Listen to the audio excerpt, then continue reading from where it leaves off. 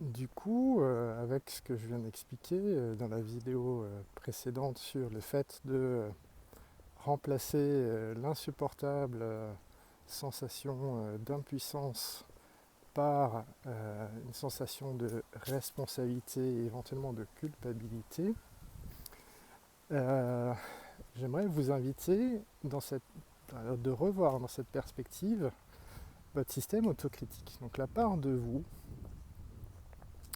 je veux dire la part de nous, parce que j'ai la mienne aussi, donc la part de nous qui dit, je vais parler de moi, t'as pas fait tes factures, t'as pas fait ci, faut que tu penses à faire ça, et pourquoi t'as pas fait ça, et tu aurais pu faire mieux, bla bla bla bla. Ok. Cette part-là, je pense que vous voyez bien de quoi je parle, eh bien ça vous fait quoi de vous dire qu'en fait, cette part-là a une bonne intention qui... en fait, il y a plusieurs bonnes intentions. Il y a une bonne intention de surface qui est en gros vous améliorer pour qu'on vous aime. Et cette bonne intention de surface, c'est le piège absolu, puisque ça vous passe le message implicite que vous n'êtes pas digne d'amour tel que vous êtes, mais qu'il y aurait une manière, une recette, évidemment, à l'extérieur de vous pour être quelqu'un de bien. Ça, c'est un cul-de-sac total. Mais j'ai envie de dire, la vraie bonne fonction initiale de ce système, c'est de remplacer le sentiment tellement difficile d'impuissance par l'idée d'une capacité d'action.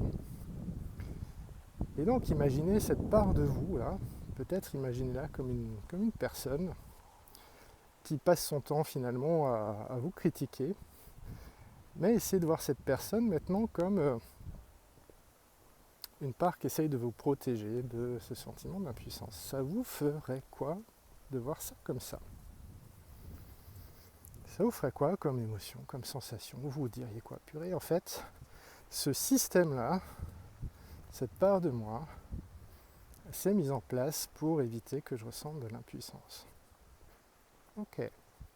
Bon, j'ai envie de vous laisser de la place pour ça.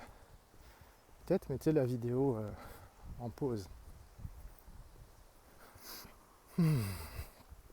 Et l'autre chose qu'on peut rajouter ensuite, c'est ok, donc là, il y a une vraie bonne fonction de nous protéger d'une émotion vraiment, vraiment super difficile avec peut-être une émotion un peu plus gérable et la notion que peut-être on peut faire quelque chose.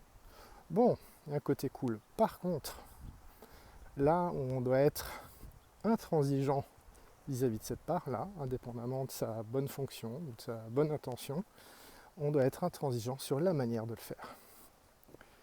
Parce que la manière de vous dire que vous avez un pouvoir d'action en vous faisant des reproches incessants, ça n'aide pas.